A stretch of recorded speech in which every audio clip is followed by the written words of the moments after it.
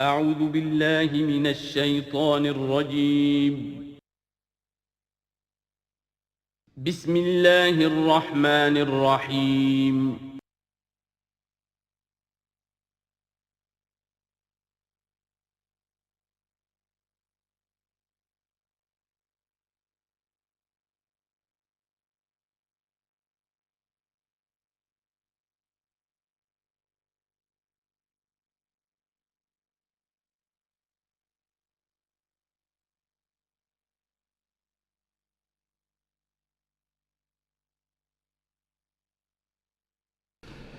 نحمده ونصلي على رسوله الكريم اما بعد فقد قال الله تبارك وتعالى كما ورد في سورة الأحقاف اعوذ بالله من الشيطان الرجيم بسم الله الرحمن الرحيم وإذا حشر الناس كانوا لهم أعداء وكانوا بعبادتهم كافرين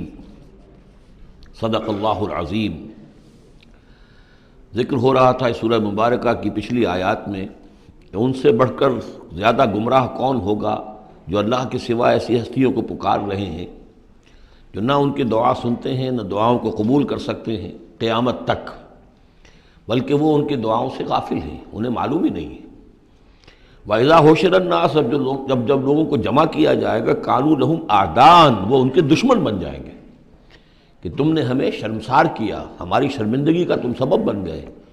تم نے ہمیں اللہ کا مد مقابل بنا دیا۔ جیسے کہ حضور صلی اللہ علیہ وسلم نے ایک صحابی کو ٹوک دیا،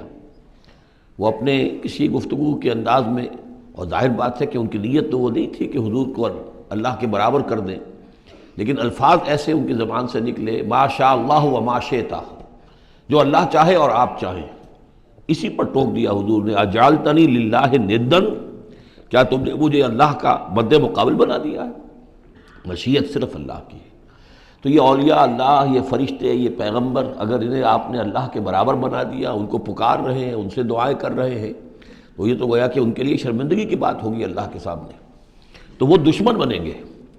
وَإِذَا حُشِرَ النَّاسُ كَانُوا لَهُمْ أَعْدَاءً وَكَانُوا بِعِبَادَتِهِمْ كَافِرِينَ اور وہ تو ان کی عبادت کا انکار کریں گے۔ وَإِذَا تُتْلَىٰ عَلَيْهِمْ آيَاتُنَا بَيِّنَاتٍ اور جب انہیں سنائی جاتی ہیں پڑھ کر ہماری آیات بینات، قَالَ الَّذِينَ كَفَرُوا لِلْحَقِّ لَمَّا جَاءَهُمْ تو یہ کافر کہتے ہیں اس حق کے بارے میں جو ان کے پاس آیا ہے، هَذَا سِحْرٌ مُبِينٌ یہ تو کھلا جادو ہے۔ ام یقولون افطراہ سے گھڑ لیا ہے، یعنی محمد صلی اللہ علیہ وسلم نے یہ قرآن خود تصنیف کیا ہے۔ قُلْ إِنِ افْتَرَيْتُهُ فَلَا تَمْلِكُونَ لِي مِنَ اللَّهِ شَيْئًا اے نبی ان سے کہہ دیجئے کہ اگر میں نے یہ گھڑ کر اللہ کی طرف منسوب کیا ہوتا تو تم مجھے اللہ کے پکڑ سے کچھ بھی نہیں بچا سکتے۔ یہ مضمون آئے گا آخری پارے میں، لو تقول علینا بعض الاقاویل، بلکہ 29ویں پارے میں لاخذناہ بالیمین ثم لقطعنا منہ الوتین، کہ اگر بالفرض خدا نہ خواستہ اگر محمد صلی اللہ علیہ وسلم کوئی چیز گھڑ کر ہماری طرف منسوب کر دیں تو ہم ان کا داہنا ہاتھ پکڑیں گے اور پھر ان کی رگے جان کو کاٹ دیں گے۔ ظاہر بات ہے کہ یہ صرف اس میں جو غصہ ہے وہ ان لوگوں پر ہے جو کہہ رہے تھے۔ ہوا عالم بما تفیدون فیہ اللہ تعالیٰ خوب جانتا ہے جن چیزوں میں تم لگے ہوئے، جو کچھ تم کہہ رہے ہو، جو تمہارا ظاہری قول ہے اس کو بھی جانتا ہے، اور جو تمہارے دل میں چھپا ہوا اسے بھی جانتا ہے۔ کفا بہ شہیدا بینی و بینکم اور وہ کافی ہے بطور گواہ میرے اور تمہارے مابین، وہ جانتا ہے کہ میں اس کا رسول ہوں، اس نے میرے پاس وحی بھیجی ہے۔ وہو الغفور الرحیم اور وہ بخشنے والا ہے، رحم فرمانے والا۔ قل ما کنت بدعا من الرسل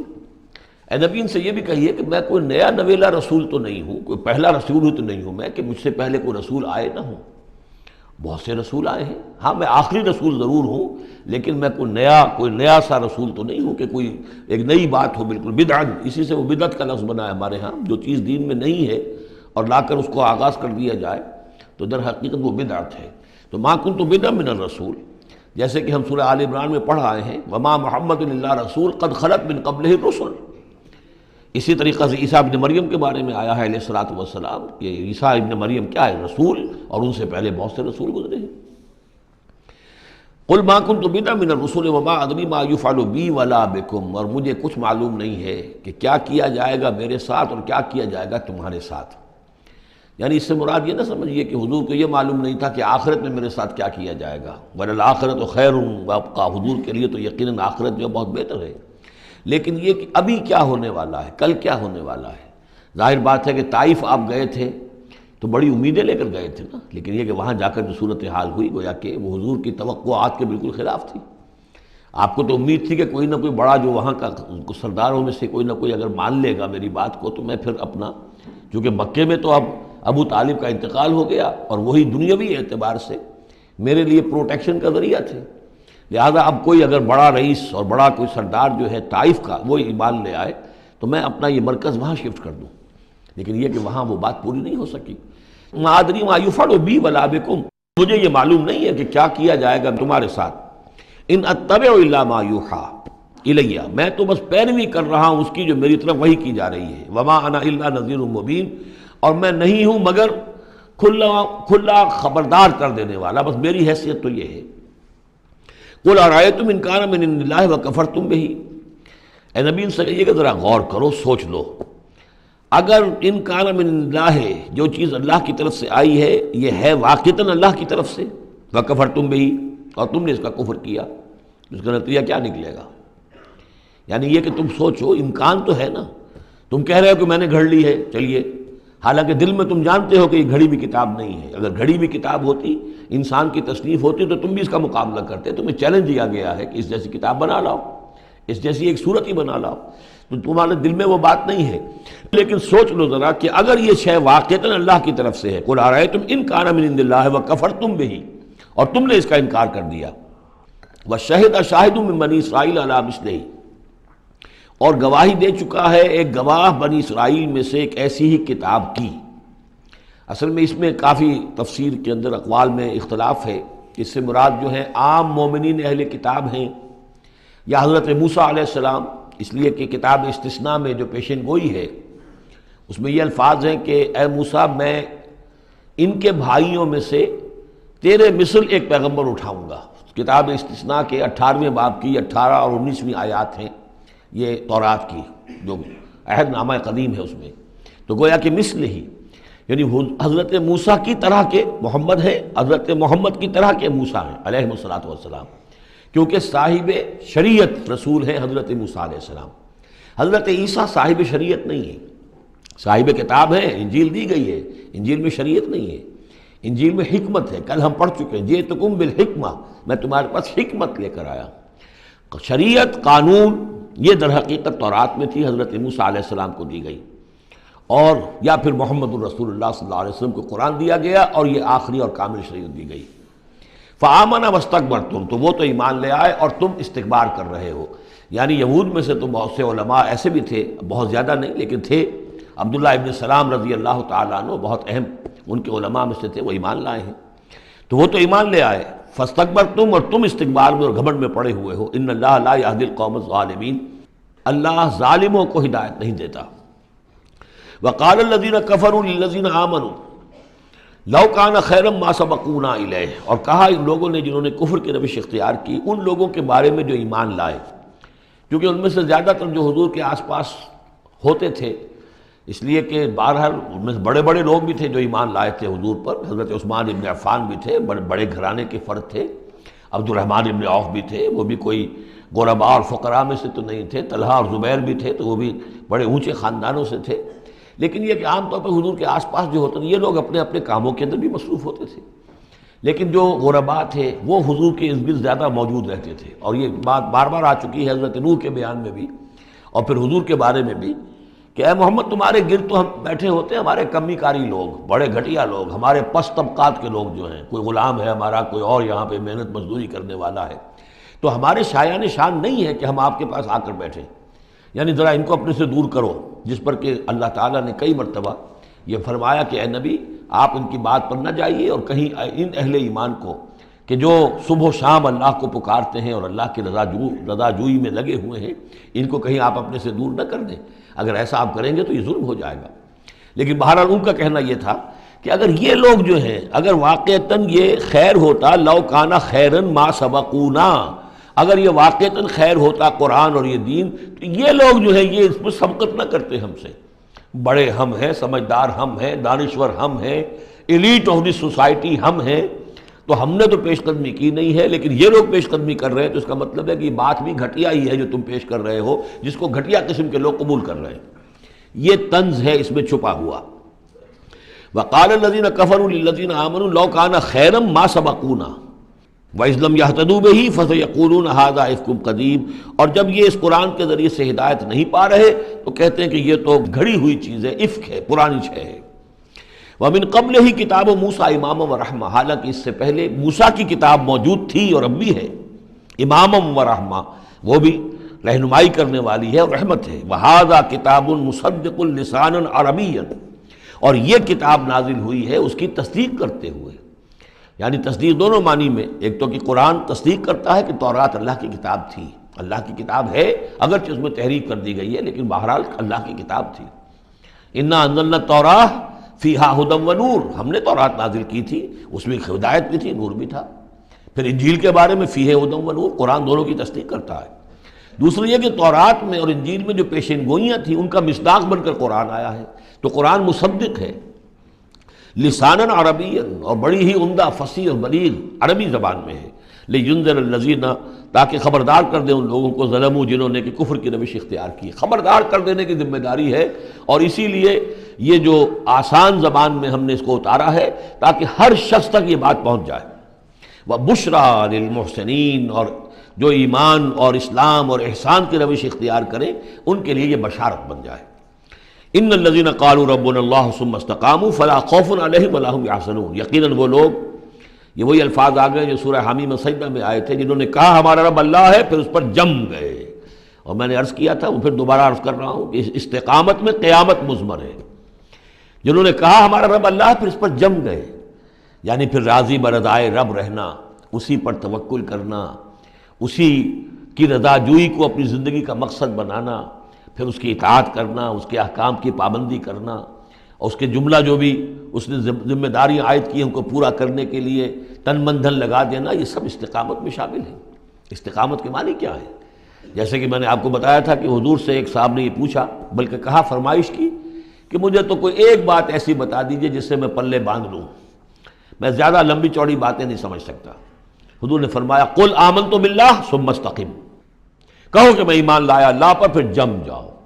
ٹھک جائے تمہارا دل اس کے اوپر کہ واقعتاً پالن ہار وہی ہے، پروردگار وہی ہے، حاجت روا وہی ہے، مشکل کشا وہی ہے،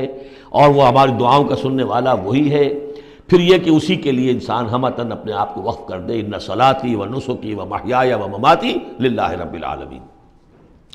ان الذین قالوا ربنا اللہ ثم استقاموا فلا خوف علیہم ولا هم يحزنون، یہ استقامت والے جو ہیں یہ تو اولیاء اللہ ہو گئے نا۔ پھر جیسے کہ ہم نے سورہ یونس میں پڑھا تھا، الا ان اولیاء اللہ لا خوف علیہم ولا هم يحزنون الذین آمنوا وكانوا يتقون، جو ایمان لائے اور اس پر مستقیم ہو گئے، قائم ہو گئے، جازم ہو گئے، تو وہی تو اللہ کے ولی ہیں، وہی اللہ کے دوست ہیں، ان کے لیے نہ کوئی خوف ہے نہ وہ کسی حزن سے دوچار ہوں گے۔ اولئک اصحاب الجنت خالدین فیہا، وہ جنت والے لوگ ہیں، اس میں رہیں گے ہمیشہ ہمیش، جزاء بما كانوا يعملون، اور یہ جزا ہوگا ان کے اعمال کا۔ یہ بات کئی دفعہ میں نے واضح کی ہے کہ بندے کو یہ سمجھنا چاہیے، اور یہی بندے کہیں گے جنت میں داخل ہونے کے بعد بھی کہیں گے اللہ کے نیک بندے، کہ ہماری یہ طاقت نہیں تھی، صلاحیت نہیں تھی کہ ہم اپنے بل پر اور اپنے اعمال کے بل پر یہاں جنت میں داخل ہو سکتے، یہ اللہ کا فضل ہے۔ الحمدللہ الذی ہدانا لہذا وما کنا لنہتدی لولا ان ہدانا اللہ، کل شکر اس اللہ کا جس نے ہمیں یہاں داخل کیا اور ہمیں پہنچا دیا یہاں تک ہماری رہنمائی فرما دی، اور ہم ہرگز ہدایت نہ پا سکتے اگر اللہ ہی ہمیں ہدایت نہ دیتا۔ لیکن اللہ تعالیٰ بار بار کہتا ہے کہ ٹھیک ہے، لیکن یہ کہ تمہارے اعمال تھے، تم نے بھی محنت کی تھی، تم نے فیصلہ کیا تھا، اما شاکرم و اما کفورا، جو ہم نے تمہیں اختیار دے دیا تھا، تم نے ہمارے شکر گزار بندے بن کر زندگی گزارنے کا فیصلہ کیا، ہم نے قدر افزائی فرمائی، ہم نے تمہیں توفیق دی، ہم نے تمہارے راستے کی رکاوٹوں کو جو ہے آسان کر دیا، لیکن یہ کہ بہرحال تمہارا عمل اس میں شامل ہے۔ جزاء بما كانوا يعملون، یہ در حقیقت بدلہ ہوگا ان کے اعمال کا۔ ووصینا الانسان بوالدیہ، تاکید کی انسان کو اس کے والدین کے بارے میں احسانہ، کہ اس کے ساتھ احسان کی روش، نیک سلوک، خدمت۔ اور اس میں بھی خاص طور پر والدہ کا معاملہ جو ہے یہ سورہ بنی اسرائیل میں بھی ہے اور یہاں بھی ہے۔ وہاں بھی آیا تھا ووصینا الانسان بوالدیہ حملتہ امہ وہنا علی وہن وفصالہ فی عامین، تو والدین میں جو ہے والدہ کا حق فائق ہے والد کے حق پر، ویسے دونوں کے ساتھ اس نے سلوک ہو، دونوں کا ادب ہو، وَإِمَّا يَبْلُغَنَّ عِندَكَ الْكِبَرَ أَحَدُهُمَا أَوْ كِلَاهُمَا فَلَا تَقُل لَّهُمَا أُفٍّ وَلَا تَنْهَرْهُمَا وَقُل لَّهُمَا قَوْلًا كَرِيمًا، یہ ہم پڑھ چکے ہیں۔ لیکن یہاں بھی اور وہاں بھی خاص طور پر والدہ کا، اس لیے کہ مشقت جو ہے وہی پیدائش میں ساری کی ساری مشقت جو ہے ماں کی ہے، باپ کا کیا حصہ ہے؟ وہ تو ایک کوئی اس کی لذت کا لمحہ ہوتا ہے، وہ اس کے اندر اس نے وہ بوند ٹپکائی اور فارغ۔ اب وہ ساری مصیبت کون جھیل رہی ہے؟ وہ عورت جھیل رہی ہے، ماں جھیل رہی ہے۔ سارا پریگننسی کا دور جو ہے، اس میں ابتدائی دور جو ہے، اس میں اسے جی متلا رہا ہے، الٹیاں آ رہی ہیں، چیزوں سے نفرت ہو رہی ہے۔ پھر جب بوجھل ہو گئی ہے، جسم بوجھل ہو گیا ہے، بوجھ اٹھائے ہوئے ہے، پھر وضع حمل کی مشقتیں ہیں، وہ درد ذیل ہے، پھر اس کو دودھ پلانا ہے 2 سال تک، اس کے جو اس کو گند ہے اس کو صاف کرنا ہے، پوتڑے دھونے ہیں، یہ سارے کام کون کر رہا ہے؟ ماں کر رہی ہے۔ باپ کا تو اس میں حصہ ڈائریکٹ نہیں، انڈائریکٹ ہے کہ بہرحال وہ کمائی کرتا ہے، پرووائڈ کرتا ہے، یہ بات دوسری ہے۔ لیکن جو مشقت ماں کی ہے، اسی لیے حدیث میں آتا ہے کہ ایک صحابی نے حضور سے سوال کیا کہ میرے حسن سلوک کا سب سے اولین مستحق کون ہے؟ آپ نے فرمایا تمہاری والدہ۔ انہوں نے پوچھا پھر ان کے بعد کون؟ فرمایا پھر تمہاری والدہ۔ تیسری مرتبہ پھر کون؟ حضور پھر والدہ تمہاری۔ چوتھی مرتبہ جب اس نے پوچھا ان کے بعد کون، تو آپ نے فرمایا تمہارے والد۔ یعنی والدہ کا حق جو ہے وہ والد کے حق پر، یہ ہے اخلاقی حق۔ قانونی حق والد کا زیادہ ہے، اگر سیپریشن ہو جائے گی تو اولاد والد کی ہے، قانونی حق اس کا زیادہ ہے، لیکن اخلاقی حق، خدمت کا حق اور جنت جس کے پاؤں تلے ہے وہ باپ نہیں ماں ہے۔ جنت جو ہے وہ تو اس کے قدم تلے تحت اقدام الامہات، اس حوالے سے اخلاقی مقام جو ہے وہ عورت کا زیادہ ہے، ماں کا زیادہ ہے۔ فرمایا حملتہ امہ کرہا ووضعتہ کرہا، اس کی ماں نے اسے اٹھائے رکھا اپنے پیٹ میں تکلیف جھیل کر، اور پھر اس کو وضع حمل ہوا، اس کو جنا تکلیف کے ساتھ، وحملہ وفصالہ 30 شہرا، اور اس کا یہ حمل اور پھر دودھ پلانا یہ لگ بھگ جو ہے 30 مہینے ہوتے ہیں۔ حتی اذا بلغ اشدہ، یہاں تک کہ جب وہ اپنی پوری قوت کو پہنچتا ہے، بلوغت کو پہنچتا ہے، اور یہاں سے بلوغت سے مراد جو ہے وہ نفسیاتی بلوغت ہے، ذہنی اور نفسیاتی بلوغت۔ ایک جسمانی بلوغت ہوتی ہے، وہ تو 16 17 18 اس سال کے اندر آدمی جو ہے وہ پورا بالغ ہوتا ہے، لیکن جسمانی بلوغت نہیں۔ یہاں جو ہے 40 برس کا ذکر آ رہا ہے، حتی اذا بلغ اشدہ وبلغ 40 سنۃ، جب وہ 40 برس کا ہو جاتا ہے۔ سائیکولوجیکل میچورٹی جو ہے انسان کی وہ 40 برس کی ہے۔ یہی وجہ ہے کہ 40 برس ہی کی عمر میں جو بھی نبوت جو ہے وہ ملتی تھی، حضور کو بھی 40 برس کی۔ فلما بلغ 40 سنۃ حبب الیہ الخلاء فکان یخلو بغار حراء، ایک حدیث ہے بڑی پیاری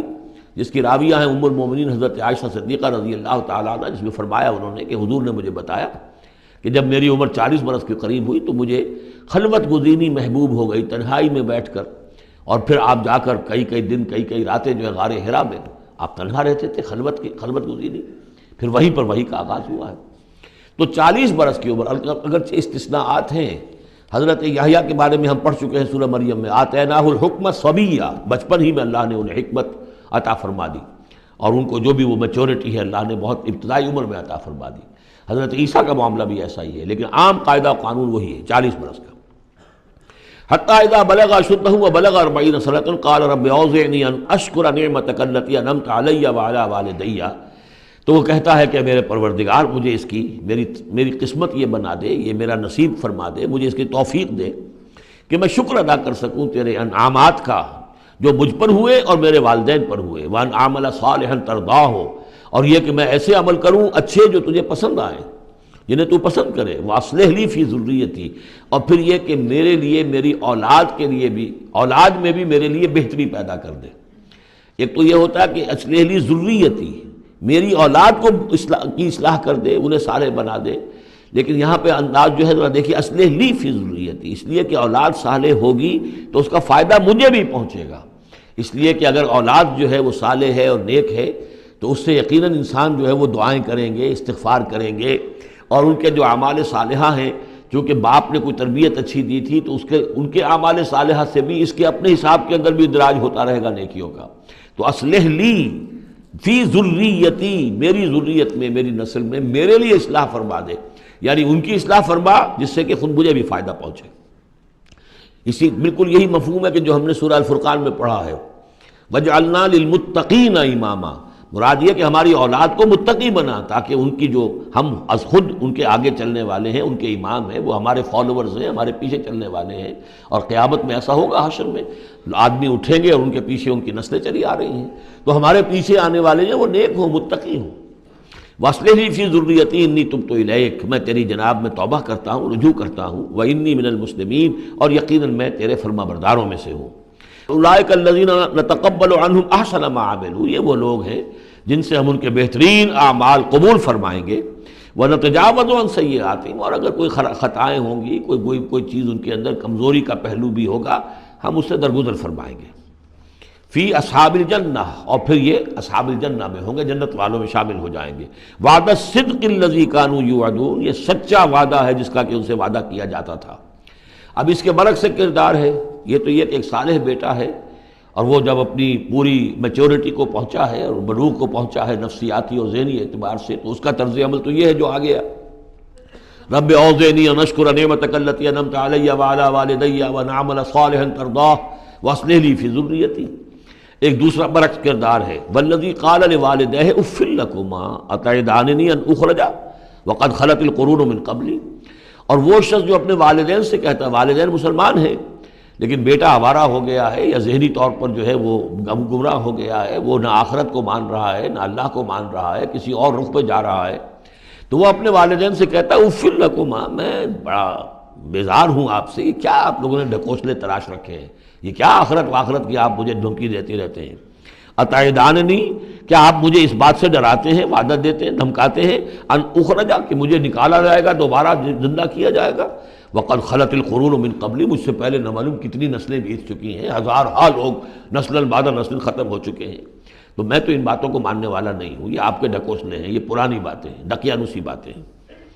وَهُمَا يَسْتَغِيثَانِ اللَّهَ وَإِلَيْكَ آمَنُوا، اور وہ دونوں ماں باپ جو ہیں بیچارے وہ نیک، وہ دعائی دے رہے ہیں اللہ کی کہ اللہ کے بندے، وَإِلَيْكَ، تباہی ہو تیری، برخرابی ہو تیری، آمن، ایمان لا، مان ان باتوں کو، ان وعد اللہ حق، یقیناً اللہ کا وعدہ سچا ہے۔ فَيَقُولُ مَا هَذَا إِلَّا أَسَاطِيرُ الْأَوَّلِينَ، وہ کہتا ہے نہیں، میں نہیں مانتا، نہیں یہ تو نقلیں ہیں، پرانی کہانیاں ہیں جو پچھلوں سے نقل ہوتی چلی آ رہی ہیں۔ اولئک الذین حق علیہم القول، یہ وہ لوگ ہیں کہ جن پر اللہ کی بات سچی ہو گئی، یعنی مستحق ہو گئے اللہ کے کلمہ عذاب کے،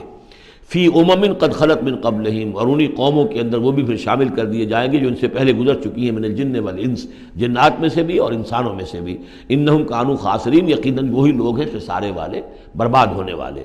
وَلِكُلٍّ دَرَجَاتٌ مِّمَّا عَمِلُوا، اور سب کے لیے درجے اور مقامات معین ہوں گے ان کے اعمال کے اعتبار سے۔ وَلِيُوَفِّيَهُمْ، اور تاکہ اللہ تعالیٰ پورا ان کے اعمال، وَلِيُوَفِّيَهُمْ أَعْمَالَهُمْ وَهُمْ لَا يُظْلَمُونَ، پورا ان کو دے دے گا ان کے اعمال کا بدلہ، اور ان پر کوئی ظلم نہیں ہوگا، کوئی حق تلفی نہیں ہوگی۔ وَيَوْمَ يُعْرَضُ الَّذِينَ كَفَرُوا عَلَى النَّارِ، اور جس دن کہ یہ کافر پیش کیے جائیں گے آگ پر، اور اس وقت ان سے کہا جائے گا اذهبتم طیباتکم فی حیاتکم الدنیا واستمتعتم بها، دیکھو بھائی تم نے اپنے جو مزے لینے تھے، لوٹنے تھے، عیش کرنے تھے، وہ تم دنیا کی زندگی میں کر چکے ہو، تم نے وہاں حرام خوریاں کی، حلال اور حرام کی تمیز کو ختم کیا، تم نے وہاں عیش کیے، اذهبتم طیباتکم، اپنی مزے کی چیزیں جو ہیں وہ تم لے جا چکے، فی حیاتکم الدنیا، تم اپنی دنیا کی زندگی میں، واستمتعتم بها، اور اس سے تم نے بہت فائدہ اٹھا لیا۔ فَالْيَوْمَ تُجْزَوْنَ عَذَابَ الْهُونِ بِمَا كُنْتُمْ تَسْتَكْبِرُونَ فِي الْأَرْضِ بِغَيْرِ الْحَقِّ، تو آج اب تمہیں بہت ہی اہانت آمیز عذاب دیا جائے گا، ذلت کا عذاب، بسبب اس تکبر کے جو تم کرتے رہے ہوئے زمین میں ناحق، وَبِمَا كُنْتُمْ تَفْسُقُونَ، اور جو تم نے وہاں پر نافرمانیاں کی ہیں اور ہمارے احکام کو توڑا ہے۔ وَاذْكُرْ أَخَا عَادٍ، اور ذرا تذکرہ کیجئے اخا عاد قوم عاد کے بھائی کا، یعنی حضرت ہود علیہ السلام، اذ انذر قومہ بالاحقاف، جب کہ انہوں نے اپنی قوم کو خبردار کیا احقاف میں، یہ احقاف کا علاقہ تھا، بالکل جنوبی ساحل جو ہے عرب کا، جزیرہ نما عرب کا، اس کے ساتھ، اور اب وہاں پر بہت ہی سخت قسم کا، وہ بدترین قسم کا صحرا ہے احقاف۔ وقد خلت النذر من بین یدیہ ومن خلفہ، ان سے پہلے بھی ان کے سامنے بھی اور بہت سے خبردار کرنے والے آئے تھے۔ یہ میں نے عرض کیا تھا کہ انبیاء متعدد آ کر پھر آخری کوئی رسول آتا تھا کہ جو پھر آخری اتمام حجت کرتا تھا۔ اللہ تعبدوا الا اللہ، انہوں نے یہی دعوت دی تھی کہ مت پوجو کسی کو سوائے اللہ کے، انی اخاف علیکم عذاب یوم عظیم، مجھے اندیشہ ہے تمہارے اوپر، تمہارے بارے میں کہ ایک بڑے دن کا عذاب تم پر آئے گا۔ قالوا اجئتنا لتافکنا عن آلہتنا، انہوں نے کہا کہ کیا تم اس لیے آئے ہو اے ہود کہ تم ہمیں اپنے ان معبودوں سے برگشتہ کر دو؟ فاتنا بما تعدنا ان کنت من الصادقین، تو اگر تم سچے ہو تو جس عذاب کی دھمکی ہمیں دے رہے وہ لے آؤ۔ قال انما العلم عند اللہ، انہوں نے کہا کہ اس کا علم تو اللہ کے پاس ہے، کل علم اللہ کے پاس ہے، وہ عذاب آئے گا، کب آئے گا، کس صورت میں آئے گا میں نہیں جانتا، وہ اللہ جانتا ہے۔ وَأُبَلِّغُكُم مَّا أُرْسِلْتُ بِهِ، اور میں تو تمہیں پہنچا رہا ہوں وہ جو اس نے مجھے دے کر بھیجا ہے، جو پیغام اس نے دیا میں پہنچا رہا ہوں، میرا کام انذار ہے، ابلاغ ہے، پہنچا دینا ہے، واضح کر دینا ہے۔ وَلَٰكِنِّي أَرَاكُمْ قَوْمًا تَجْهَلُونَ، لیکن میں دیکھ رہا ہوں کہ تم نے بہت جہالت کی روش اختیار کر لی ہے، بجائے اس کے کہ میری بات پر غور کرو، دیکھو، سوچو، دل میں اترے تو اسے قبول کرو، تم نے تو گویا کہ ادھار کھائے بیٹھے ہو اس کی نفی پر اور اس کو نہ ماننے پر، تو تم جہالت پر اتر آئے ہو۔ فلما رأوه عارضا مستقبل اودیتہم، تو عذاب الہی جب آیا، اس کے آثار جب آئے تو وہ ایک ایسی صورت میں تھے کہ جو ہے کہ بادل آ رہے ہیں، تو جب دیکھا انہوں نے اس کو یعنی عذاب کو، رأوه یہ وہ عذاب کے لیے ضمیر ہے، عارضاً کہ اس کو ہم نے ایک ابر کی صورت میں بھیجا، مستقبل اودیتہم جو ان کی وادیوں کی طرف چلا آ رہا تھا، سامنے آ رہا تھا۔ قالوا هذا عارض ممطرنا، ان کو یہ تو بادل آ گئے، ابر ہے، اب بارش ہوگی، جل تھل ہو جائیں گے، مطر آ رہی ہے۔ بل هو ما استعجلتم به، نہیں یہ تو وہ شے جس کی تم نے جلدی مچائی تھی کہ لے آؤ عذاب اگر لا سکتے ہو۔ ریح فیہا عذاب علیم، وہ ایک جھکڑ تھا جس کے بارے میں آئے گا سورۃ الحاقہ میں کہ سخرھا علیہم سبع لیال وثمانیۃ ایام، 7 رات اور 8 دن مسلسل وہ جھکڑ چلا ہے۔ ریح فیہا عذاب علیم، وہ جھکڑ ہے جس میں بہت بڑا عذاب ہے۔ تدمر کل شیء بامر ربھا، وہ ہر شے کو اپنے رب کے حکم سے اٹھا کر پٹکتی تھی، وہ ہوا جو ہے اٹھاتی تھی اور پٹکتی تھی۔ تدمر، جیسے کسی درخت کی جڑ سے اکھاڑا جائے پھر پھینک دیا جائے، اور وہ چونکہ تھے بھی بڑے طویل القامت لوگ تو بڑے بڑے ستونوں کی طرح پھر پڑے تھے، کاجاد النخل خاویہ، جیسے کہ وہ کھجوروں کے تنے پڑے ہوئے ہوں زمین کے اوپر۔ تدبر کل شیء بامر ربھا فاصبحوا لا یری الا مساکنہم، پھر وہ ایسے ہو گئے کہ اب کچھ نظر نہیں آ رہا تھا سوائے ان کے مسکنوں کے، ان کے گھر نظر آ رہے ہیں، ان کی حویلیاں، ان کی بلڈنگیں، لیکن وہاں اس میں بسنے والا اب کوئی نظر نہیں آ رہا۔ کذالک نجزی القوم المجرمین، اسی طرح ہم بدلہ دیا کرتے ہیں مجرموں کی قوم کو۔ وَلَقَدْ مَكَّنَّاهُمْ فِي مَاءٍ مَكَّنَّاكُمْ فِيهِ، اب یہاں قریش سے، مکے والوں سے خطاب ہو رہا ہے، ان کو ہم نے جو تمکن عطا کیا تھا زمین میں، جو مال و اسباب دیا تھا، جو طاقت دی تھی، فی ماء مکناکم فیہ، اس میں اتنا تمکن تمہیں ہم نے نہیں دیا، اتنی طاقت تمہارے پاس نہیں ہے۔ ان کی تہذیب، جیسا کہ میں عرض کر چکا ہوں، وہ شداد کا جو شہر تھا، اب اس کے جو ہیں باقیات وہ نظر آ چکے ہیں سیٹلائٹس کے ذریعے سے کہ زمین کے نیچے جو ہے بہت گہرے وہ موجود ہیں، جو ان کے اوپر عذاب آیا اور اس کے اوپر، لیکن وہ دبے ہوئے موجود ہیں۔ اس کے بڑے بڑے جو ہیں ستون جو بنائے تھے انہوں نے، غالباً 30 بڑے بڑے ان کی فصیل کے ساتھ جو ہے پلرز ہیں جن کو گن لیا گیا ہے، اب وہ موجود ہیں۔ یہ ساری نشانیاں اب ایک ایک کر کے ظاہر ہوں گی۔ وَلَقَدْ مَكَّنَّاهُمْ فِي مَاءٍ مَكَّنَّاكُمْ فِيهِ، ہم نے وہ چیزیں انہیں دی تھی کہ جو اے قریش تمہیں نہیں دی، ہم نے ان کو، تمہیں وہ تمکن نہیں دیا۔ وَجَعَلْنَا لَهُمْ سَمْعًا وَأَبْصَارًا وَأَفْئِدَةً، ہم نے ان کے لیے بھی، ہم نے انہیں سماعت کان بھی دیے تھے، وَأَبْصَارًا آنکھیں بھی دی تھیں، افئدہ بھی دیے تھے، دل اور عقل بھی دی تھی۔ فما اغنی عنہم سمعہم ولا ابصارہم ولا افئدتہم من شیء، تو کچھ کام نہیں آئے ان کے، نہ تو ان کی سماعت، ان کی بصارت، نہ ان کے دل یا عقلیں، میں کسی شے میں انہیں نہیں بچا سکے۔ اذ کانوا یجحدون بآیات اللہ، جبکہ وہ انکار کرتے رہے اللہ کی آیات کا۔ وحاق بہم ما کانوا بہ یستہزئون، اور ان کو گھیر لیا اور ان پر الٹ پڑی وہی چیزیں جن کا کہ وہ مذاق اڑایا کرتے تھے۔ وَلَقَدْ أَهْلَكْنَا مَا حَوْلَكُم مِّنَ الْقُرَىٰ، اور ہم نے تو ہلاک کیا ہے بہت سی بستیوں کو جو تمہارے ہی ارد گرد آباد تھیں۔ میں وہ نقشہ بنا کے بھی آپ کو دکھا چکا ہوں کہ یہ تمام جو احقاف، یہ گویا کہ مکے کے جنوب مشرق میں تھے، سمود کا علاقہ جو ہے مکے کے شمال میں تھا، اسی شمال کے رخ پر جو ہے پھر وہ مدین کا علاقہ، اور پھر یہ کہ ادھر ڈیڈ سی کے ساتھ ساحل پر، اس کے بھی اب حال ہی میں خبر آئی ہے کہ اس کے بھی جو کھنڈرات وغیرہ ہیں وہ بحیرہ بردار، اس کے اندر پانی کے نیچے وہ موجود ہیں، ابھی ان کی تلاش ہو گئی ہے، وہ معلوم ہو گئے ہیں، انکشاف ہو گیا ہے۔ تو فرمایا وَلَقَدْ أَهْلَكْنَا مَا حَوْلَكُم مِّنَ الْقُرَىٰ، ہم نے بہت سی بستیوں کو، شہروں کو ہلاک کیا جو تمہارے ارد گرد ہی تھی. وَصَرَّفْنَا الْآيَاتِ لَعَلَّهُمْ يَرْجِعُونَ، اور اسی طرح ہم نے پھیر پھیر کر ان کو یہ آیات اپنی سنائی ہے تاکہ وہ رجوع کریں، پلٹیں، لوٹیں. فَلَوْلَا نَصَرَهُمُ الَّذِينَ اتَّخَذُوا مِن دُونِ اللَّهِ قُرْبَانًا آلِهَةً، تو کیوں نہ مدد کی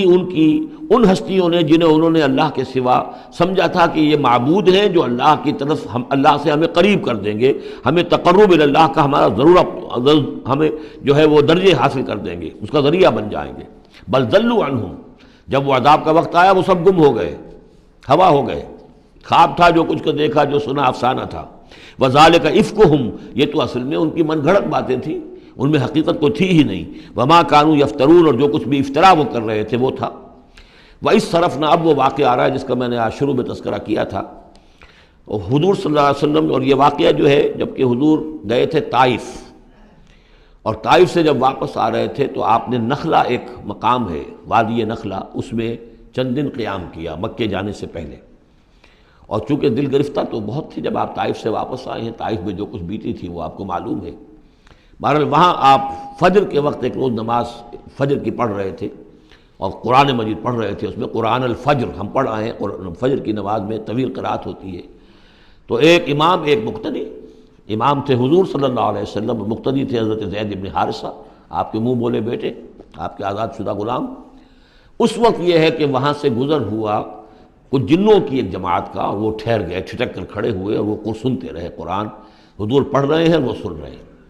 تو اس پر وہ ایمان لائے اور پھر جا کر اپنی قوم میں انہوں نے فوراً تبلیغ شروع کر دی. تو یہ بات ہمارے لیے بڑی عبرت کی بات ہے کہ جنات کی ایک جماعت نے ایک ہی دفعہ قرآن سنا، ایمان بھی لے آئے اور فوراً مبلغ بن گئے اس کے. لیکن ہم جو ہے سنتے ہیں اور ایک کان سے سن کر دوسرے کان سے نکال دیتے ہیں، ہماری زندگی میں کوئی تبدیلی نہیں آتی. تو بڑا قابل غور ہے یہ مقام قرآن مجید کا. وَإِذْ صَرَفْنَا إِلَيْكَ نَفَرًا مِنَ الْجِنِّ، اور جب کہ ہم نے آپ کی طرف متوجہ کر دیا اے نبی جنوں کی ایک جماعت کو، یستمعون القرآن، کہ وہ قرآن سننے لگے. فلما حضروہ، جب وہاں وہ پہنچے، قالوا انصتوا، انہوں نے کہا چپ ہو جاؤ، خاموش رہو، سنو، توجہ سے سنو. اب دیکھیے جو بات قرآن مجید میں آئی ہے وَإِذَا قُرِئَ الْقُرْآنُ فَاسْتَمِعُوا لَهُ وَأَنصِتُوا، معلوم ہوتا ہے کہ یہ وہ ان جنات میں سے تھے کہ جو طبعاً نیک تھے، شریف تھے، اس اعتبار سے ان کے اندر وہ جو مادہ تھا وہ موجود تھا. بلکہ آگے چل کر معلوم ہوگا کہ وہ حضرت موسیٰ علیہ السلام کے ماننے والے تھے. ان پر گویا کہ وہ اہل کتاب جنات تھے. تو انہوں نے جب سنا تو بڑی توجہ کے ساتھ جو ہے وہ سننے لگے اور کہا خاموش ہو جاؤ، سنو توجہ سے. فلما قضی، تو جب وہ آپ کی قرات ختم ہو گئی، وَلَّوْا إِلَىٰ قَوْمِهِمْ مُنذِرِينَ، تو فوراً اپنی قوم کی طرف پلٹے انہیں خبردار کرنے کے لیے. اور کیا کہا انہوں نے؟ قَالُوا يَا قَوْمَنَا إِنَّا سَمِعْنَا كِتَابًا أُنزِلَ مِن بَعْدِ مُوسَىٰ، معلوم ہوا موسیٰ کے ماننے والے تھے. اے ہماری قوم کے لوگوں، ہم نے کتاب سنی ہے جو نازل ہوئی ہے اب موسیٰ کے بعد. کتاب جو نازل ہوئی ہے موسیٰ کے بعد وہ قرآن ہی ہے. اگرچہ ہم مانن کہہ دیتے ہیں عرفاً، وہ انجیل کو بھی کتاب، لیکن کتاب کا لفظ میں نے بارہا آپ کو بتایا ہے کہ شریعت کے لیے آتا ہے. کتاب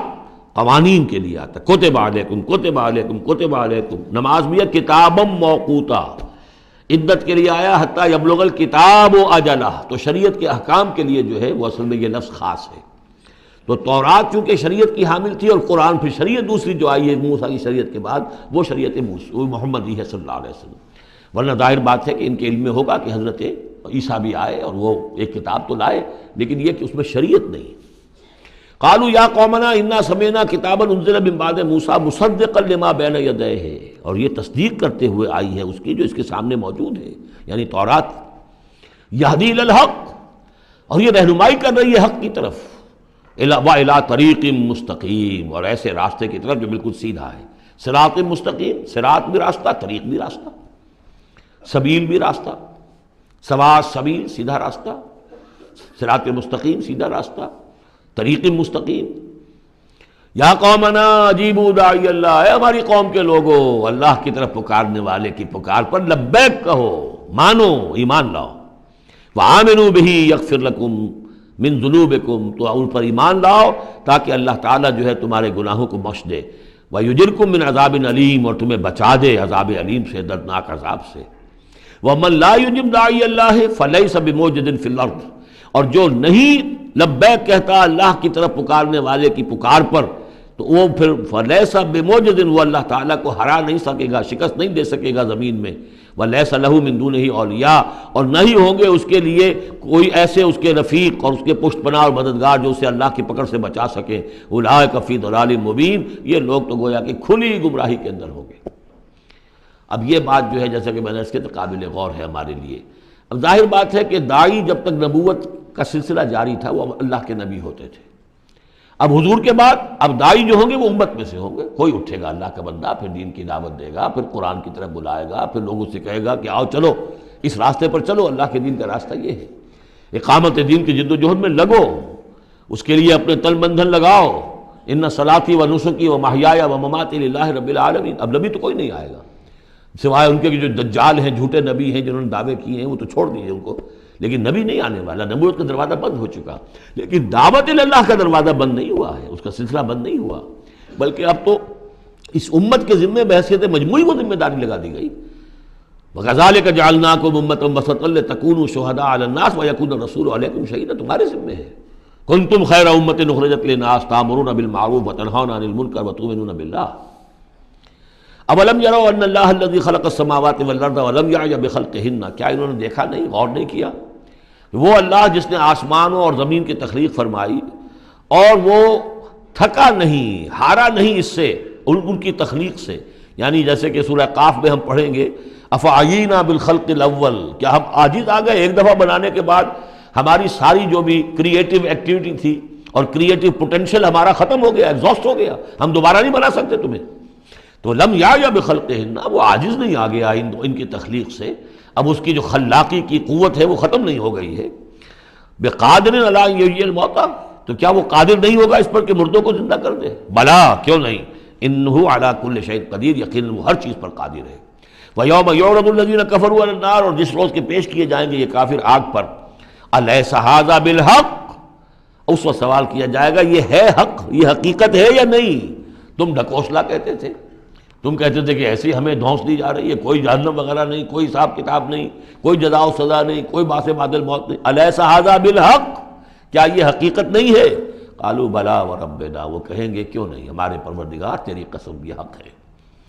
قال فذوقوا العذاب بما کنتم تکفرون، تو اللہ فرمائے گا اب چکھو اس عذاب کا مزہ اپنے اس کفر کی پاداش میں جو تم کرتے رہے ہو۔ فاصبر، اب آخری بات حضور سے، فاصبر کما صبر اولو العزم من الرسل، اے محمد صلی اللہ علیہ وسلم آپ بھی صبر کیجئے جیسے کہ ہمارے اولو العزم رسول آپ سے پہلے صبر کرتے رہے ہیں۔ یہ اولو العزم من الرسل عام طور پر خیال ہے کہ 5 ہیں، بعض حضرات 7 شمار کرتے ہیں، حضرت ہود حضرت صالح کو بھی شامل کرتے ہیں، لیکن 5 پر چونکہ اسی سلسلہ سور کی صورت ہے سورہ شورى جس میں 5 کا ذکر ہے۔ شرع لکم من الدین ما وصى به نوحا والذی اوحینا الیک وما وصینا به ابراہیم وموسیٰ وعیسیٰ، حضرت نوح، حضرت ابراہیم، حضرت موسیٰ، حضرت عیسیٰ اور حضرت محمد صلی اللہ علیہ وسلم علیہ الصلوۃ والسلام، یہ اولو العزم من الرسل ہیں۔ اور اس میں جو یوں سمجھیے کہ عزم اور صبر کا معاملہ جو ہے اس میں حضرت ایک اعتبار سے حضرت نوح سب سے آگے ہے، 950 برس تک جو ہے انہیں صبر کرنا پڑا، فلبث فیہم 1000 سنۃ الا 50 عاما۔ اور ایک ذاتی تکلیف اس میں حضرت ایوب علیہ السلام، ان کو جو کوفت ذاتی تکلیف، بیماری، نہایت ہی تکلیف دہ بیماری، تو اس میں ان کا صبر ایوب اس اعتبار سے مشہور ہے۔ فاصبر کما صبر اولو العزم من الرسل، صبر کیجئے جیسے کہ ہمارے اولو العزم پیغمبر صبر کرتے رہے۔ ولا تستعجل لہم، اور ان کے لیے جلدی نہ کیجئے۔ کیا مطلب؟ یہ خیال جو کبھی شاید حضور کے دل میں بھی آ جاتا ہو، لیکن یہ کہ دوسرے مسلمانوں کے دلوں میں آنا تو بالکل قرین قیاس ہے کہ اللہ تعالیٰ ان کو پکڑتا کیوں نہیں؟ یہ کس طریقے سے بلال کو کیسے مار رہا ہے یہ امیہ ابن خلف، اللہ تعالیٰ اس کا ہاتھ چھل کیوں نہیں کر دیتا؟ وہ تو علی کل شیء قدیر ہے، اور اس قوم کو کب تک یہ مہلت دی جائے گی؟ کیوں نہیں ان پر عذاب آ جاتا جیسے کہ عذاب آیا تھا پچھلی قوموں کے اوپر؟ فرمایا نہیں، ولا تستعجل، پچھلی صورت بھی اسی پر ختم ہوئی تھی کہ اے نبی اہل ایمان سے یہ کہیے کہ ذرا ان کو ابھی معاف کریں، ابھی ان کو کچھ عرصے کے لیے، چونکہ جو ہمارا ابھی فیصلہ جو ہے وہ یہ ہے کہ ابھی وہ وقت عذاب کا نہیں آیا ہے، تو ابھی یہ ذرا درگزر کرتے رہیں۔ وہی بات یہاں خاص طور پر واحد کے صیغے میں خطاب کر کے حضور سے کہی جا رہی ہے، فاصبر کما صبر اولو العزم من الرسل ولا تستعجل لهم، تستعجل لہم، ان کے لیے جلدی نہ کیجیے، کأنہم یوم یرون ما یوعدون، جس دن کے یہ دیکھیں گے اس عذاب کو، جب عذاب آئے گا تو ایسے محسوس کریں گے لم یلبسوا الا ساعۃ من نہار، کہ نہیں رہے تھے مگر دن کی کسی ایک حصے میں، ایک گھڑی دن کی صرف۔ بلاغ، یہ ہے پہنچا دینا، ھذا بلاغ، لیکن ھذا یہاں پر محذوف ہو گیا، ھذا بلاغ، بلاغ یہ پہنچا دینا ہے۔ فہل یہلک الا القوم الفاسقون، تو ہلاک تو وہی کیے جائیں گے، کون ہلاک کیا جائے گا سوائے ان کے کہ جو نافرمان لوگ تھے۔ یہاں یہ جو 8 سورتوں کا ایک سلسلہ چلا آ رہا تھا وہ بھی ختم ہوا، اور یہ کہ جو 5واں جو گروپ ہے مکی اور مدنی صورتوں کا، ان میں سے جو مکیات کا سلسلہ ہے وہ ختم ہو گیا، اور یہ 13 صورتیں ہیں، سورہ سبا، فاطر، پھر یاسین، پھر صافات، پھر صاد، اور پھر یہ 8 صورتیں، سورہ زمر، اور پھر مومن، اور پھر حامیم سجدہ، اور شورا، اور زخرف، اور دخان، اور جاسیہ، اور احقاف۔ یہ صورتیں ہیں کہ جہاں مکیات ہیں۔ اب اس کے ساتھ 3 مدنیات ہیں۔ یہ 3 جو مدنیات ہیں ان میں سے 2 صورتیں تو بڑی ہم وزن ہیں اور جوڑے کی شکل میں ہیں، لیکن ایک صورت جو ہے اگرچہ بہت جامع صورت ہے قرآن حکیم کی وہ، لیکن اس کو ہم کہہ سکتے ہیں مضمون کے اعتبار سے کہ وہ سورہ فتح کا ایک ضمیمہ ہے۔ اگرچہ اسلامی ریاست کے اصول، اسلامی معاشرے کے لیے بنیادی ہدایات کے اعتبار سے قرآن حکیم کی اہم ترین، جامع ترین صورت ہے۔ 18 آیات میں اللہ تعالیٰ نے، یوں سمجھیے کہ سورہ نساء، سورہ مائدہ میں جو اصول دیے ہیں اسلامی معاشرے کے اور اسلامی ریاست کے، ان کا لب لباب اور خلاصہ 18 آیات میں ہے سورہ حجرات کی۔ جہاں تک سورہ محمد صلی اللہ علیہ وسلم کا تعلق ہے، یہ بھی قرآن کی ان صورتوں میں سے ہے کہ جس کے 2 نام ہیں، اس کا نام سورہ قتال بھی ہے۔ زمانہ نزول جو ہے یہ غزوہ بدر سے متصلاً قبل نازل ہوئی ہے، یعنی سورہ بقرہ ہی کا ضمیمہ اس کو سمجھنا چاہیے۔ سورہ بقرہ ہے، اکثر وہ آیات جو نازل ہوئی ہیں ہجرت کے بعد سے لے کر اور غزوہ بدر تک، ایک تو ان کا بڑا مجموعہ ہے جو 40 رکوعوں پر مشتمل ہے، وہ تو سورہ بقرہ ہے، لیکن اس کو علیحدہ رکھا گیا ہے، اگرچہ ہے اسی سلسلے کے اندر، اور اس کے علیحدہ رکھنے کا ابھی میں بیان کروں گا کہ سبب کیا ہے۔ تو گویا کہ اس کو ایک طرح سے سمجھیے کہ زمانہ نزول کے اعتبار سے یہ سورہ بقرہ کا ضمیمہ ہے، غزوہ بدر سے قبل نازل ہوئی۔ اور اس کا پس منظر کیا ہے کہ جب یہ حضور نے صلی اللہ علیہ وسلم اپنا اقدام کا عمل شروع کیا ہے، یعنی ایک تو 12 برس تک مکے میں تو حکم یہ تھا کہ ہاتھ بندھے رکھو، ہاتھ رکے رکھو، نو ریٹیلیشن، ریونج کا کیا سوال، انتقام تو بہت دور کی بات ہے، no raising of hands even in self defence, اپنے بچانے کے لیے بھی ہاتھ نہیں اٹھانے۔ اگر خباب بن الارت سے کہا گیا کہ اتارے کپڑوں، اتار دو، لیٹ جاؤ انگاروں کے اوپر، لیٹ جاؤ۔ حضرت یاسر کو اور حضرت سمیہ کو اور حضرت عمار کو جو کچھ بھی ایذائیں دے رہا تھا ابو جہل، کسی مسلمان کو اجازت نہیں تھی کہ جا کر اس کا ہاتھ پکڑے، نہیں۔ یہ مرحلہ تھا پیسو ریزسٹنس کا، کہ جو تکلیف آئے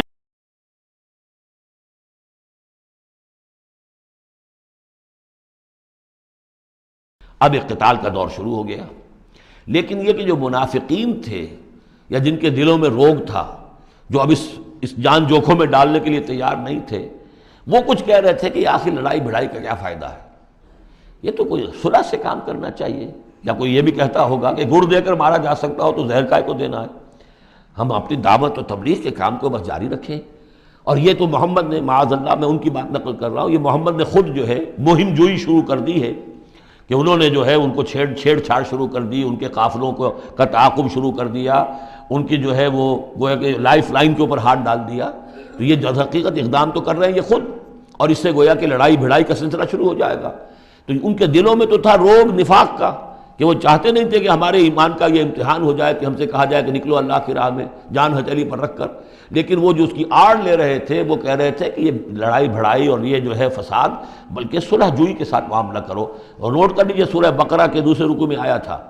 وَإِذَا قِيلَ لَهُمْ لَا تُفْسِدُوا فِي الْأَرْضِ قَالُوا إِنَّمَا نَحْنُ مُصْلِحُونَ أَلَا إِنَّهُمْ هُمُ الْمُفْسِدُونَ وَلَٰكِن لَا يَشْعُرُونَ۔ تو گویا کہ اس جو بھی ہو رہی تھی اس وقت، ان کی جو ذہن کی کیفیت تھی، اس میں اللہ تعالیٰ کی طرف سے یہ سورہ مبارکہ نازل ہوئی ہے، اور یہ اسلوب کے اعتبار سے پورے قرآن میں منفرد ہے۔ بالکل ایبرپٹلی شروع ہو رہی ہے، کوئی تمہید نہیں، کوئی حروف مقطعات نہیں، کوئی اللہ کی حمد، کوئی اور شے، کچھ نہیں، قرآن مجید کی عظمت کچھ نہیں،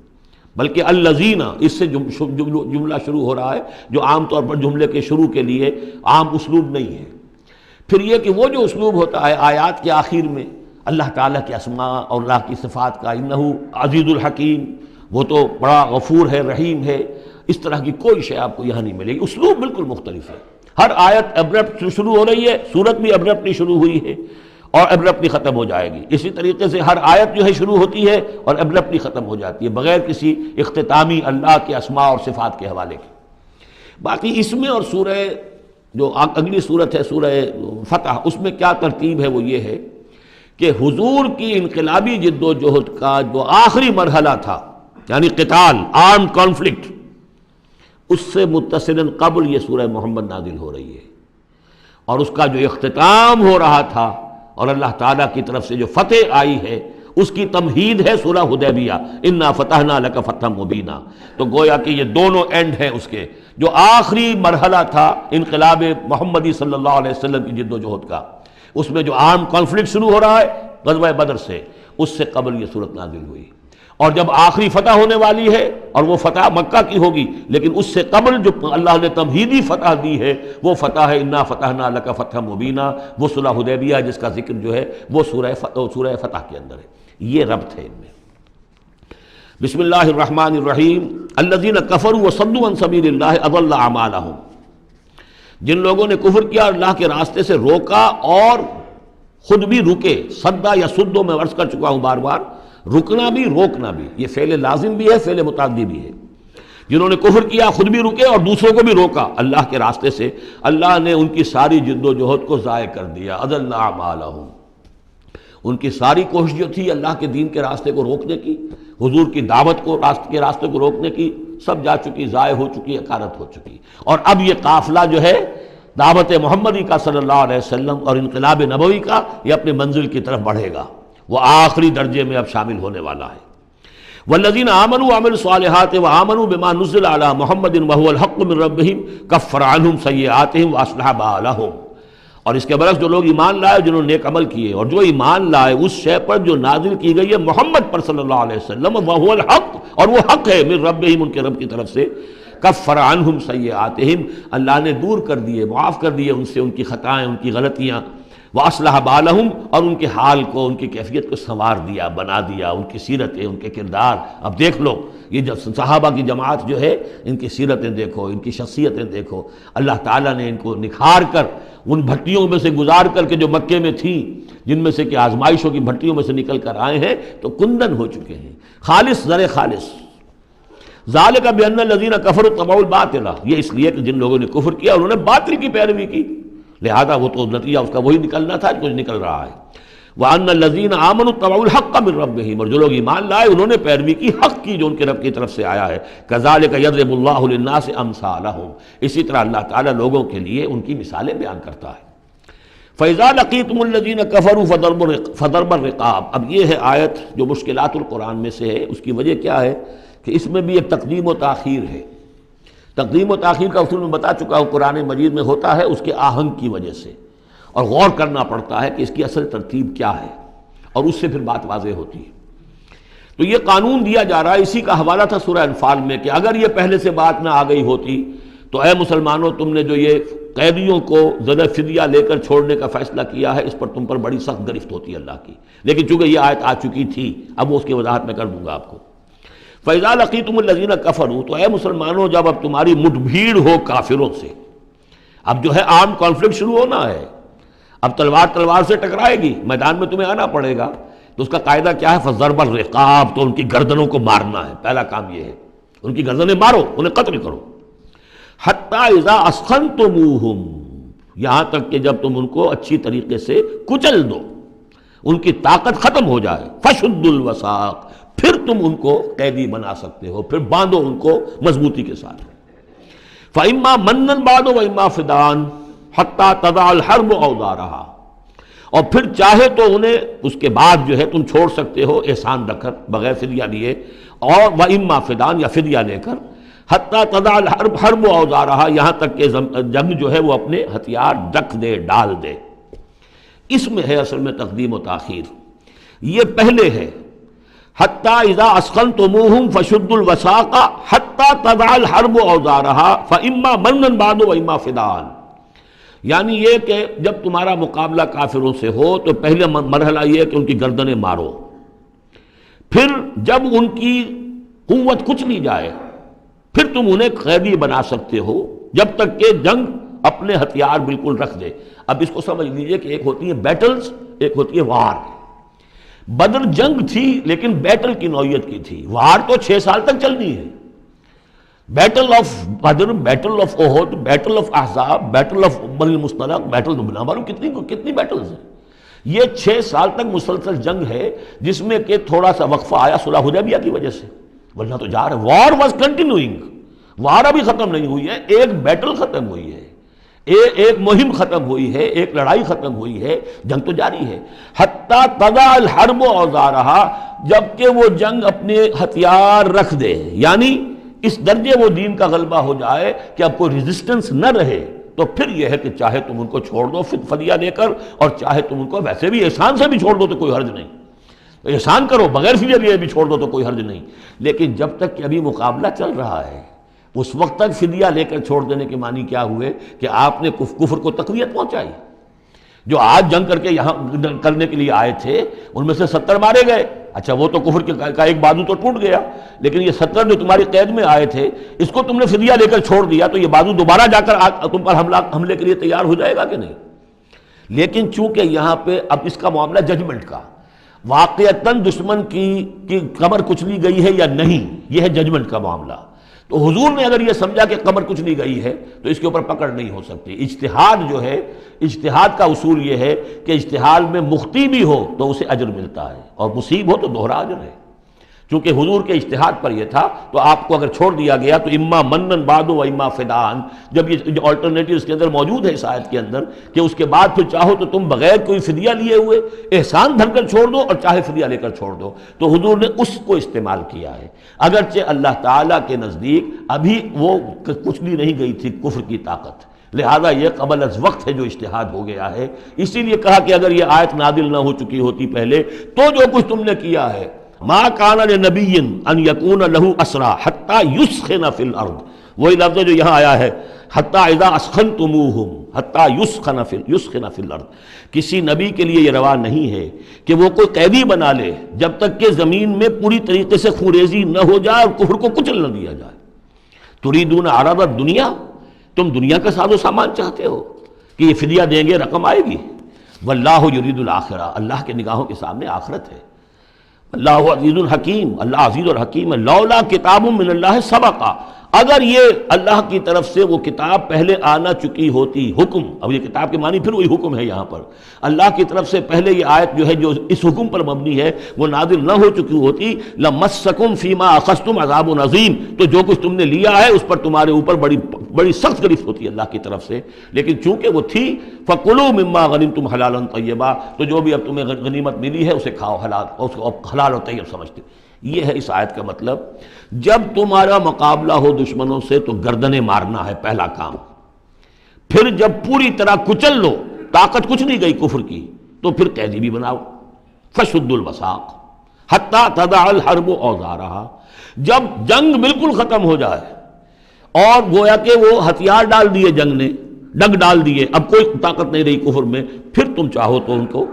فدیہ لے کر چھوڑ دو، چاہو تو بغیر فدیہ کے بھی چھوڑ دو، کوئی بات نہیں، اب کوئی خطرہ نہیں، اس لیے کہ انقلاب آ چکا اور مستحکم ہو چکا، اب ان کا کیا کچھ نہیں ہوگا۔ حتیٰ تضع الحرب اوزارہا ذالک ولو یشاء اللہ لانتصر منہم، اللہ چاہتا تو خود ہی ان سے بدلہ لے لیتا، ان کفار سے انتقام لے لیتا، ولکن لیبلو بعضکم ببعض، اللہ تعالیٰ چاہتا تو اس 1000 کے لشکر کو آنے واحد میں ختم کر دیتا، لیکن اللہ نے تمہیں موقع دیا،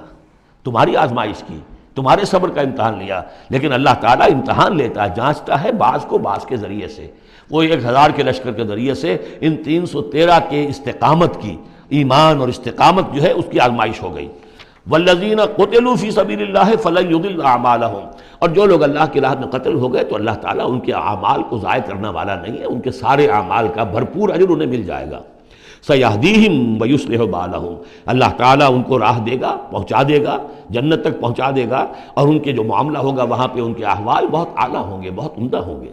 وَيُدْخِلُهُمُ الْجَنَّةَ عَرَّفَهَا لَهُمْ، اور داخل کرے گا انہیں اس باغات میں جو پہلے ہی انہیں پہچنوا دی ہے، بتا دیا ہے کہ اس جنت میں کیا کچھ ہوگا، وہ تو ہم بتا چکے ہیں قرآن کے اندر، اس جنت میں داخل کرے گا۔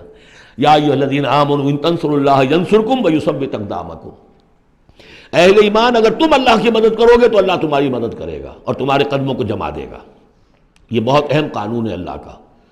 تم اللہ کی مدد کرو گے تو اللہ مدد کرے گا۔ تم اللہ کے دشمنوں سے پینگیں بڑھاؤ، دوستیاں کرو، ان کی وفاداریوں کے دم بھرو، انہیں اپنا سرپرست سمجھو، انہیں اپنا حمایتی اور مددگار سمجھو، اور ساتھ ہی دعا کرو تو دعائے قنوت نازلہ چاہے سال بھر کرتے رہو گے، اللہ نہیں سنے گا تمہاری دعا۔ ڈھاکہ گیا، مشرقی پاکستان گیا، بدترین شکست آ گئی، قنوت نازلہ مکے میں بھی اور مدینے میں بھی پڑھے جا رہے تھے اور پورے پاکستان میں پڑھے جا رہے تھے، اللہ نے نہیں سنی۔ تمہاری دوستیاں کس سے؟ اللہ سے تو ہے نہیں، اللہ کے خلاف تو اعلان جنگ ہے، تمہاری ساری معیشت سود پر چل رہی ہے، تم نے اللہ کے باغیوں کو دوست بنایا ہوا، انہیں اپنا سرپرست سمجھتے ہو، انہی کی مدد پر تمہارا جو ہے سارا سہارا بھروسہ ہے۔ آ رہا تھا کوئی جہاز چل کر امریکہ کا، وہ تو نہیں آیا، تو اللہ کیوں سنے گا تمہاری بات؟ ان تنصروا اللہ ینصرکم ویثبت اقدامکم، اگر تم اللہ کی مدد کرو گے، تم اس کے اگر مخلص ہو، فرما بردار ہو، اس کے دین کا جھنڈا لے کر کھڑے ہو گئے ہو، تن من دھن اس کے لیے لگانے کو تیار ہو، اللہ مدد کرے گا اور تمہارے قدم جما دے گا۔ والذین کفروا فتعسا لهم، اور وہ لوگ جنہوں نے کفر کیا ہے ان کے لیے تو پھر ہے ان کو گویا کہ رد کر دینا، راندہ درگاہ کر دیے جائیں گے، وہ کھائیں ٹھوکریں۔ وعد اللہ اعمالہم، اللہ نے ان کے تمام اعمال کو، جد و جہد کو، کوششوں کو بالکل گمراہ کر دیا، یعنی ختم ہو گئی وہ، اور ان کا حاصل کچھ نہ ہوا۔ ذالک بانہم کرہوا ما انزل اللہ فاحبط اعمالہم، اس کی وجہ کیا ہے کہ انہوں نے وہ چیز ناپسند کی جو اللہ نے نازل کی، فاحبط اعمالہم، اللہ نے ان کے تمام نیک اعمال بھی ضائع کر دیے۔ یعنی آخر ان میں ایسے بھی تھے کفار میں سے جو غریبوں کو کھانا کھلا دیتے تھے، جو حاجیوں کی خدمت کرتے تھے اور سمجھتے تھے بڑی نیکی کا کام ہم کر رہے ہیں۔ یہ سورہ توبہ میں ہم پڑھ آئے ہیں، اجعلتم سقایۃ الحاج وعمارۃ المسجد الحرام، ان چیزوں کو تم نے بہت بڑی نیکیاں سمجھ رکھا ہے، لیکن یہ کہ اگر تم نے اللہ کے نازل کیے ہوئے قرآن کو ناپسند کیا ہے تو اللہ نے تمہاری ساری اعمال جو ہے حبط کر دیے۔ افلم یسیروا فی الارض فینظروا کیف کان عاقبۃ الذین من قبلہم، تو کیا یہ زمین میں گھومے پھرے نہیں کہ یہ دیکھتے کہ کیا انجام ہوا ان لوگوں کا جو ان سے پہلے تھے؟ دمر اللہ علیہم، اللہ تعالیٰ نے ان پر ہلاکت کو مسلط کر دیا۔ وللکافرین امثالھا، اور ان کافروں کے لیے بھی ایسے ہی انجام آئیں گے۔ ذالک بان اللہ مولا الذین آمنوا وان الکافرین لا مولا لہم، اور یہ اس لیے کہ اللہ تو مولا ہے، رفیق ہے، پشت پناہ ہے، مددگار ہے اہل ایمان کا، اور یہ کہ کافروں کا کوئی مولا ہے ہی نہیں۔ یہ اصل میں یہیں سے حضور نے پھر وہ نعرہ اخذ کیا تھا جب غزوہ احد میں، جب وقتی طور پر مسلمانوں کی شکست ہو گئی اور حضور بھی اور صحابہ بھی پھر پہاڑ کے اوپر چڑھ گئے احد پر، اور اس کے بعد پھر جو دامن میں کھڑے ہوئے تھے جو کفار کے اس وقت کے سربراہ تھے، اس میں ابو سفیان تھے اور خالد ابن ولید جو بعد میں جو دونوں ایمان لے آئے صحابہ میں سے ہیں۔ تو اس وقت یہ ہے کہ ابو سفیان نے نعرہ لگایا تھا، لنا عزا ولا عزا لکم، ہمارے لیے عزا جیسی دیوی ہے، اس نے ہماری مدد کی ہے، تمہارے لیے تو عزا ہے ہی نہیں۔ تو حضور نے کہا تھا مسلمانوں سے جواب دو، اللہ مولانا ولا مولا لکم، اللہ ہمارا مولا ہے، تمہارا کوئی مولا نہیں۔ اس نے کہا تھا اعلیٰ ہبل، لیکن یہ کہ اس کے جواب میں کہا گیا اللہ اکبر، اللہ سب سے اعلیٰ بھی ہے، بڑا بھی ہے۔ تو یہ جو نعرہ ہے کہ اللہ مولانا ولا مولا لکم، ذالک بان اللہ مولا الذین آمنوا وان الکافرین لا مولا لہم، ان اللہ یدخل الذین آمنوا وعملوا الصالحات جنات تجری من تحتها الانہار، یقیناً اللہ تعالیٰ داخل کرے گا ان لوگوں کو جو ایمان لائے، جن نے نیک عمل کیے، ان باغات میں جن کے دامن میں ندیاں بہتی ہوں گی۔ والذین کفروا یتمتعون ویاکلون کما تاکل الانعام، اور وہ لوگ جو کفر کر رہے ہیں وہ کھا پی رہے ہیں، عیش اڑا رہے ہیں دنیا میں، کھا رہے ہیں جیسے کہ حیوانات بھی کھاتے ہیں۔ والنار مثوی لکم، لیکن یہ کہ بالآخر ان کا ٹھکانہ جو ہے وہ آگ ہے۔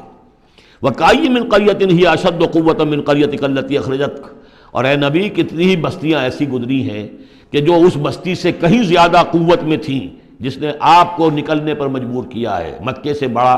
بڑے بڑے شہر تھے، ان سے بڑی اس کی جو ہے قوتیں تھیں، بڑی طاقتور قومیں وہاں رہتی تھیں۔ تو یہ جو بستی جس نے کہ آپ کو وہاں سے نکلنے پر مجبور کیا ہے، اس سے کہیں زیادہ بڑی جو بستیاں تھیں انہیں ہم نے ہلاک کیا۔ اہلکناہم فلا ناصر لہم، ان کو ہم نے ہلاک کر دیا اور ان کا کوئی مددگار نہ ہوا۔ افمن کان علی بینۃ من ربہ کمن زین لہ سوء عملہ، تو بھلا وہ شخص جو اپنے رب کی طرف سے بینہ پر ہے، اس کی سرشت اور اس کی فطرت نیک ہے، اور پھر یہ کہ اس کو اللہ تعالیٰ نے جو ہدایت دی ہے وہ اس پر قائم ہے۔ کمن زین لہ سوء عملہ، کیا وہ اس جیسا ہو جائے گا کہ جس کے اعمال اس کے لیے مزین کر دیے گئے ہیں، برے اعمال اس کے، لیکن اسے محسوس ہوتا ہے کہ بڑے شاندار میرے اعمال ہیں، میری تہذیب، طریقتکم المثلی، تمہارا کلچر بہت اعلیٰ کلچر، مثالی کلچر، واتبعوا اہواءہم، اور انہوں نے پیروی کی ہے اپنی خواہشات کی۔ ان دونوں میں ظاہر بات ہے کوئی مساوات نہیں ہو سکتی۔ وہ جو اللہ کی طرف سے بینہ پر ہے وہ کامیاب ہونے والے ہیں، اور یہ لوگ جو اپنی خواہشات کی پیروی کر رہے ہیں ناکام ہونے والے ہیں۔ بارک اللہ لی ولکم فی القرآن العظیم ونفعنی وإیاکم بالآیات والذکر الحکیم۔